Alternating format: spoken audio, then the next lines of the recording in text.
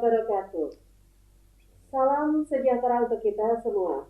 Nah pemirsa, senang sekali rasanya kali ini saya Tika Amsat bisa menjumpai Anda kembali di channel FKUB Sidoarjo. Apa kabar Anda semuanya? Masih dalam kondisi yang sehat ya? Mudah-mudahan begitu, karena kesehatan adalah hal yang paling penting di kondisi yang saat ini. Baik, nah pemirsa, kali ini saya berada di kantor Kemenak Kabupaten Sidoarjo. Dan saat ini saya sudah bersama dengan narasumber kita yang nanti saya akan ngobrol-ngobrol dengan beliau berdua. Yang pertama saya ingin perkenalkan dulu kepada Anda semua. Ada Kepala Kantor Kemenak Kabupaten Sidoarjo. Saat ini saya sudah bersama dengan Dr. Andes Haji Muhammad Amir Salahuddin MPDI. Assalamualaikum Pak Amir. Waalaikumsalam warahmatullahi wabarakatuh. Apa kabar? Baik, sehat. Alhamdulillah. Iya. Dan juga kali ini saya juga sudah bersama dengan Sekretaris FKUB Sidoarjo bersama dengan Bapak Muhammad Idam Kholik Esos. Assalamualaikum Pak Idam. Waalaikumsalam Mbak Tika. Apa kabar? Alhamdulillah sehat. Alhamdulillah. Nah, kali ini nanti saya akan ajak Anda untuk berbincang tentang moderasi beragama dan kerukunan umat beragama. Seperti apa sih? Karena seperti kita ketahui bersama bahwa Kemenak Kabupaten Sidoarjo beberapa waktu lalu ini melaksanakan program moderasi pelatihan ya, lebih tepatnya adalah program pelatihan moderasi beragama bagi tenaga penyuluh agama. Nah, seperti apa nanti kita akan ngobrol langsung bersama dengan Bapak Amir nih, Pak Amir. Kalau kita mau bahas tentang tema kita adalah moderasi beragama dan kerukunan umat beragama. Boleh dijelaskan dulu di awal dialog kita tentang program pelatihan moderasi beragama ini apa sih sebetulnya? Ya, terima kasih Mbak Tika. Perlu masyarakat mengetahui beda antara moderasi agama dengan moderasi beragama. Kalau moderasi agama itu kalimat itu salah, karena yang dimaksud moderasi atau tengah-tengah itu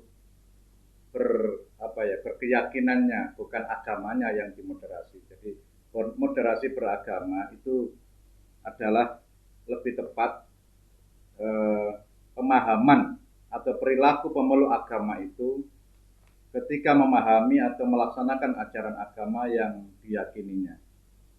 Jadi boleh jadi pemahaman orang tersebut ada tingkatannya sesuai dengan kemampuan, sesuai dengan pendidikan yang dimilikinya, sehingga pemahaman tersebut perlu diubah melalui pendidikan, melalui workshop, sehingga bisa berada di moderat, artinya di tengah-tengah. Jadi yang dimoderasi itu adalah pemahaman umat atau tokoh, bukan agamanya, karena di dalam agama itu sudah ada ajaran tentang moderasi. Dengan demikian, moderasi beragama adalah usaha untuk menumbuhkan pemahaman seseorang tentang ajaran agama yang diyakininya, supaya pemahaman tersebut moderat, utuh, dan membawa dampak positif atau manfaat bagi kehidupan masyarakat dalam bingkai NKRI.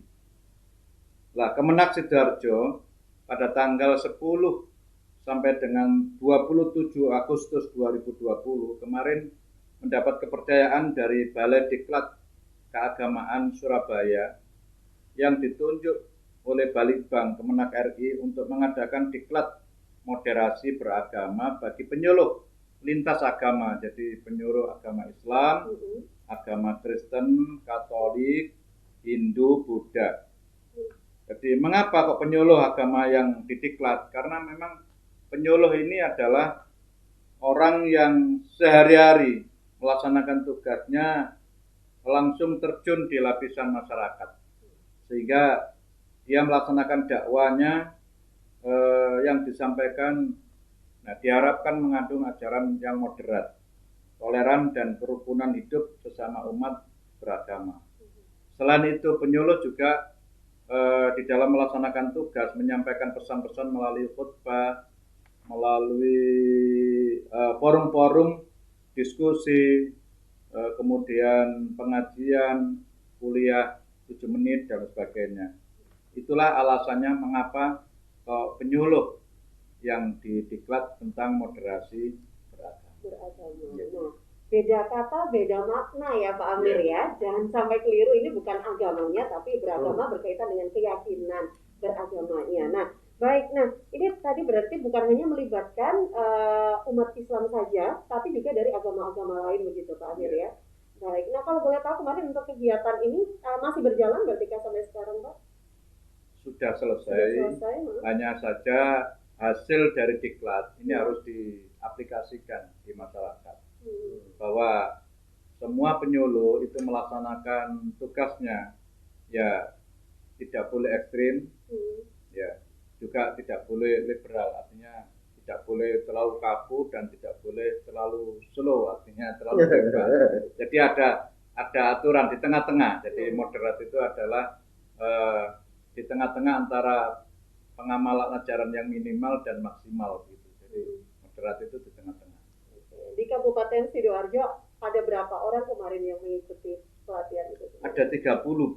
Ada 30. 30 ya. Itu dari berbagai lintas agama. Jadi semuanya, ada Islam, ada Kristen, Katolik, Hindu, Buddha. Jadi ada 5 agama ya.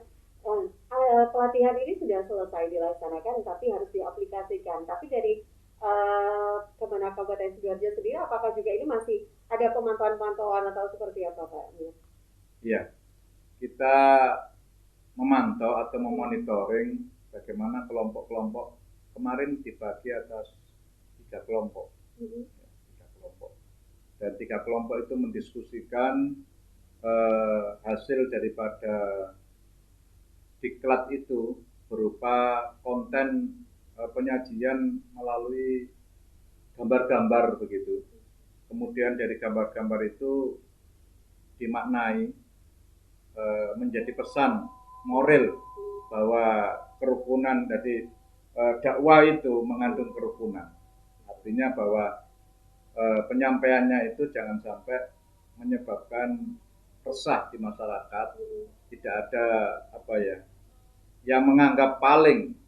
Agama itu semuanya mengajak kepada kebaikan, kepositifan, hidup rukun, damai begitu. Nah, iya Pak Amir, tadi kita sudah banyak dijelaskan ya terkait dengan pelatihan moderasi beragama sendiri. Tapi ini ngomong-ngomong tentang moderasi beragama itu sendiri, definisinya itu seperti apa sih Pak Amir? Iya. Kata moderasi atau moderate dalam bahasa Arab diungkapkan dengan kata tawasud. Kata tersebut merupakan isim masdar dari fi'il madhi tawassato dan fi'il mudhari yatawassatu. Fi'il madhi tawassato berasal dari kata wasato yang berarti berada di tengah. Dari kata wasato tersebut, dan ini diinspirasi dari Al-Quran surat Al-Baqarah ayat 143. Maka muncullah istilah yang populer yaitu Islam wasati atau Islam wasatiyah, Islam yang berkarakter moderat. Wa kadzalika ja'alnakum ummatan wasaton. Dan aku Allah menjadikan kamu semua sebagai umat yang wasaton. Ada berbagai interpretasi tentang makna wasaton pada ayat tersebut. Menurut Jalaluddin Suyuti dan Al-Mahalli dalam tafsir Jalalain mengartikan wasaton dengan kata khiyaron atau terpilih dan udulan yang adil atau proporsional. Penulis lebih sependapat dengan pemahaman bahwa moderasi adalah berada pada posisi atau sikap yang proporsional, tepat, pas sehingga tidak terjebak secara ekstrim pada ujung kiri atau kanan. Moderasi beragama berarti memahami dan melaksanakan ajaran agama secara proporsional, tepat dan tidak condong secara ekstrim ke salah satu aspek sehingga menafikan aspek-aspek lain yang juga sama-sama pentingnya. Semua aspek dalam ajaran agama dipahami secara matang dan holistik. Holistik itu utuh. kemudian dipilih salah satu posisi yang terbaik sesuai dengan kondisi orang yang bersangkutan dan lingkungan di mana ia hidup. Semua agama mengajarkan moderasi. Yang sering menjadi masalah adalah bobot atau kualitas pemahaman orang yang beragama tentang ajaran agamanya yang diyakininya. Kualitas pemahaman mereka tentu bertingkat-tingkat setara dengan kapasitas ilmu yang dimiliki dan latar belakang kehidupannya. Pelaksanaan syariat Islam itu ada batas maksimal dan ada batas minimal. Misalnya, membasuh anggota wudhu itu maksimalnya 3 kali, minimalnya 1 kali. Melaksanakan syariat melebihi batas maksimal adalah ekstrim, hulu namanya. Sedangkan di bawah batas minimal adalah tasahul atau sembrono. Lalu moderasi ini adalah area antara batas minimal sampai maksimal. Maksimal tadi ya, jadi di tengah-tengah ya.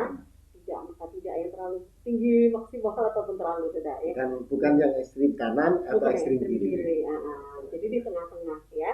Baik, Pak Amir, berarti kalau kita ngomong berbicara tentang moderasi beragama ini dalam kehidupan keagamaan sendiri seperti di Indonesia ini, apakah ini berarti sangat dibutuhkan, Pak Amir? Iya, sangat dibutuhkan. Jadi moderasi beragama dalam memelihara kerukunan umat beragama di Indonesia ini. Ada keterkaitan yang sangat erat antara moderasi dengan kerukunan umat beragama. Tanpa moderasi beragama, maka mustahil umat Islam, Kristen, Katolik, Hindu, Buddha, Konghucu bisa hidup rukun. Coba bayangkan, umat Islam itu di Indonesia ini ada 80%. Ya, kurang lebih 80%. Andaikan pemahaman beragamanya sangat sempit, kaku, saklek gitu ya, dan tidak moderat, ekstrim tadi.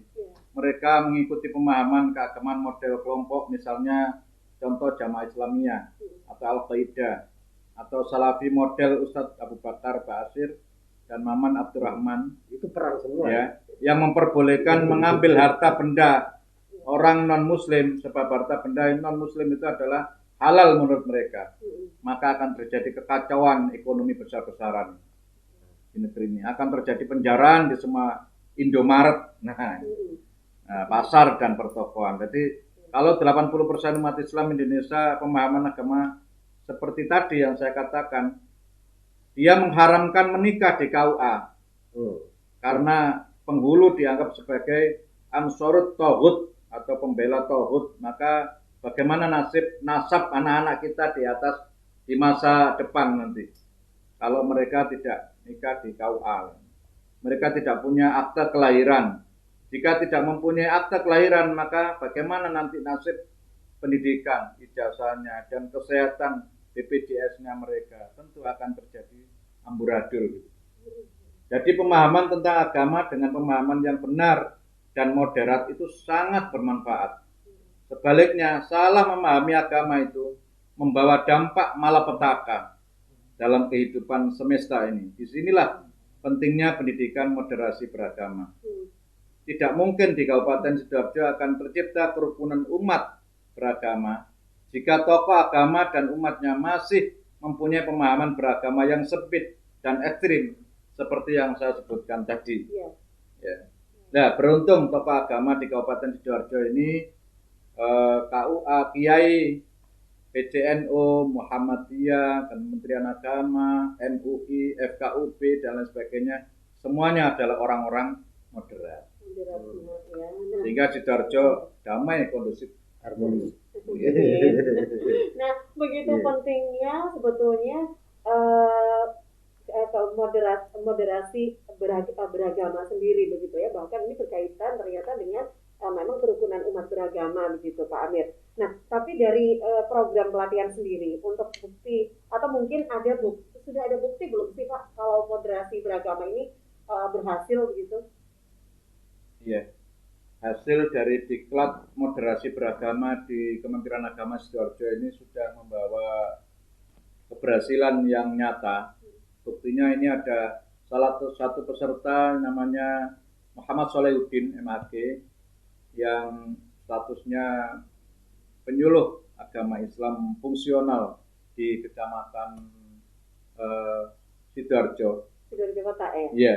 Ini dalam majalah MPA, Kanwil Kementerian Agama Jatim edisi bulan Oktober. Jadi pasca diklat itu, dia menulis judul Penyuluh Agama dan Moderasi Beragama. Majalah ini disebarkan ke seluruh kantor Kementerian Agama Kabupaten Kota se-Jawa Timur. Berarti artikel moderasi beragama itu bisa dibaca oleh ASN Kementerian Agama se-Jawa Timur. Yang kedua, buktinya semakin banyak penyuluh agama Islam Kabupaten Sidoarjo yang mengangkat tema moderasi beragama ketika mereka menjadi khotbah di masjid-masjid di Sidoarjo. Materi yang disampaikan ini toleransi beragama, antar umat beragama, Pancasila sebagai piagam Madinah, versi Indonesia, tujuan agar jamaah semakin mantap mencintai NKRI ini sebagai negara damai, artinya Darussalam ya, bukan Darul Harbi. Darul Harbi itu kan negara perang, bukan dari negara damai. Tema itu disampaikan bertepatan dengan Hari Kesaktian Pancasila juga di bulan Oktober ini. Ya, jadi itu sudah masuk dalam sudah masuk juga program pelatihan moderasi agama dengan kaitannya dengan usaha pemeliharaan kerukunan umat beragama di Sidoarjo sendiri, Pak Amir? Iya. Jadi program itu tercatat di masing-masing penyuluh agama Islam. Itu di kecamatan ada 8. Dan salah satunya penyuluh itu ditugasi khusus untuk kerukunan umat beragama. Artinya salah satu materi yang terpenting adalah moderasi beragama. Sehingga ini harus disampaikan kepada masyarakat, masing-masing kecamatan penyuluh khusus tentang FKUP ini ada. Nah, baiklah. Kalau tadi sudah ngobrol ya banyak dan panjang sekali dengan Pak Amir terkait dengan program ataupun moderasi beragama. Nah, waktunya saya ngobrol dengan Pak Idam nih. Pak Idam, dari FKUB sendiri, kalau dalam kacamata FKUB, sebetulnya kalau kita ngomongin tentang kerukunan umat beragama begitu ya, apa sih sebetulnya yang menjadi ancaman kerukunan umat beragama itu sendiri menurut kacamata FKUB Sidoarjo sendiri nih? Ancaman terhadap kerukunan umat beragama itu sekurang-kurangnya memang diantaranya ya pemahaman agama yang ekstrim. Pemahaman agama yang ekstrim itu ditandai dengan umat beragama tertentu menganggap pemahamannya itu yang paling benar, ya, sedangkan yang lain itu salah. Dari pemahaman agama yang ekstrim seperti biasanya ada perilaku-perilaku yang juga ekstrim, menganggap yang lain salah, yang lain tidak benar. Misalkan ada sekelompok agama yang menganggap kelompoknya paling benar, yang lain itu haram semua, yang lain itu kafir semua, yang lain itu masuk neraka semua, kelompoknya saja yang masuk surga. Itu ekstrim banget ekstrim ya. Itu dalam pemahaman, di dalam konteks pemikiran. Di dalam perilaku ekstrim itu sangat berbahaya, sangat berbahaya. Kalau orang kerangka berpikirnya sudah sangat ekstrim, menganggap dirinya pemahaman yang paling benar, yang lain salah, itu rentetannya cukup panjang banyak. Seperti yang disampaikan oleh kepala kantor tadi, misalkan membunuh, itu dibolehkan oleh mereka yang menganggap dirinya paling benar, menyakiti orang lain karena menganggap yang lain salah, menganggap yang lain musuh, yang menganggap yang lain itu ancaman bagi dirinya. Maka salah satu ancaman kerukunan umat beragama itu salah satunya memang pemahaman agama yang ekstrim. Nah, salah satu bagian lain dari bentuk pemahaman agama yang ekstrim biasanya memang eksklusif, nggak mau ketemu orang lain karena yang lain itu haram, najis gitu kan. Ini maka dalam perilaku kehidupan sosial kebangsaan, pemahaman agama yang ekstrim cukup berbahaya. Ya. Dan yang bisa menetralisir itu adalah penyuluh agama tadi ya? Ya tentu salah satunya. Tetapi membangun kerukunan masyarakat kita secara keseluruhan, itu seluruh komponen masyarakat ini bertanggung jawab membangun kesadaran yang moderat itu. Bukan penyuluh ini kan proses mengedukasi masyarakat, ya, tapi bagian penting dalam membangun masyarakat yang harmonis itu adalah ya masyarakat itu sendiri. Maka kesadaran pemahaman agama yang moderat itu harus dimiliki oleh seluruh masyarakat. Oleh seluruh masyarakat. Apa yang disampaikan oleh Pak Kepala Kemenak tadi itu, ini kan proses edukasi. Edukasi membangun pemahaman tentu tidak cukup ya sampai pada 3 poin, tapi pada perilaku. Membentuk perilaku itu harus dilakukan terus menerus, bukan sekedar itu. Tapi proses edukasi itu bagian penting untuk membangun kesadaran. Kesadaran itu menuntut orang berperilaku. Kalau di masyarakat itu terus menerus dilakukan edukasi tentang kesadaran beragama yang moderat itu, ini kan kita punya harapan besar ke depan masyarakat ini juga memiliki perilaku yang moderat. Kemudian dalam kehidupan sehari-hari. Nah,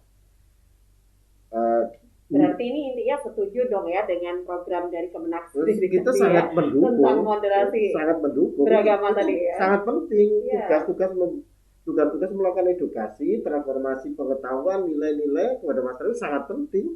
Bukan sekedar mendukung, itu bagian penting yang harus dilakukan itu. Dan kan FKUB menjadi bagian loh. Dan ya, ini bagian dari tugas-tugas pokok dari FKUB itu sendiri. FKUB itu memiliki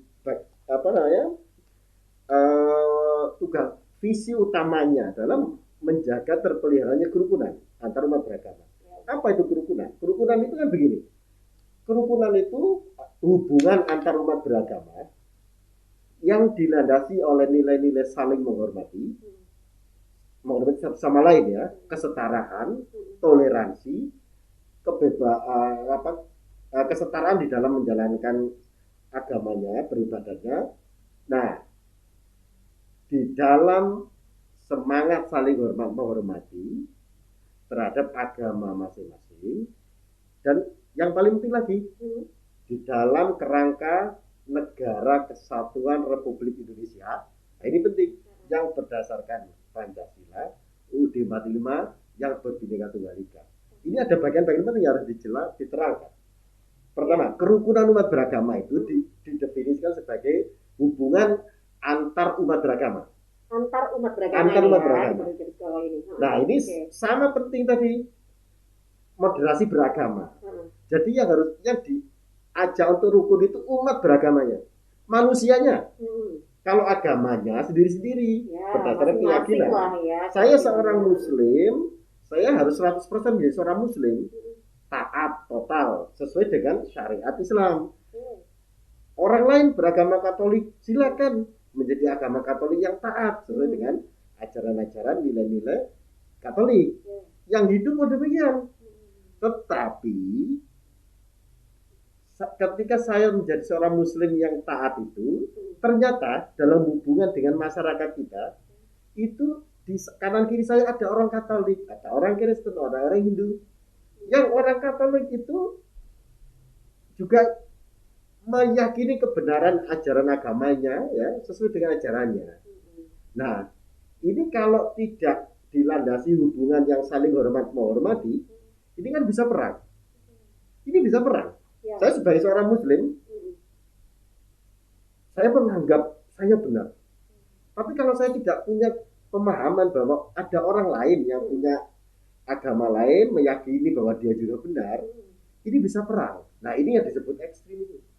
Tapi kalau saya sebagai seorang Muslim, saya 100% taat sesuai syariat Islam, menjalankan ajaran Islam, tapi saya ini sadar bahwa di sekeliling saya ini, di kanan saya ternyata ada orang Katolik yang punya kesadaran, keyakinan sendiri.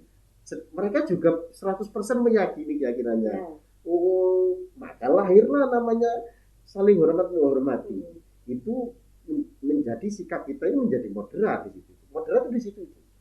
Tetapi ada kesetaraan dalam hubungan antar umat beragama itu. Lalu yang paling penting lagi, hubungan harmoni saling menghormati satu sama lain itu di dalam ideologi kebangsaan yang namanya Pancasila dan UUD 45 yang berbhinneka tunggal ika. Artinya begini, kita menghormati satu sama lain, ya, itu di dalam kerangka kebangsaan keindonesiaan. Tidak mungkin saling menghormati tetapi membawa ideologi lain di sini di dalam kerangka negara kesatuan. Artinya saya menghormati atau kita membangun toleransi itu di dalam kerangka ajaran nilai-nilai kebangsaan kita, bukan membangun moderasi beragama itu juga di dalam nilai-nilai kebangsaan kita, kebangsaan Indonesia yang Bhinneka Tunggal Ika, bukan moderasi di dalam kerangka ajaran nilai-nilai sosial seperti Rusia misalnya, enggak gitu, bukan itu. Atau moderasi di dalam nilai-nilai kebangsaan di Jazirah Arabia itu kita tidak, tetapi di dalam negara kesatuan. Apa itu?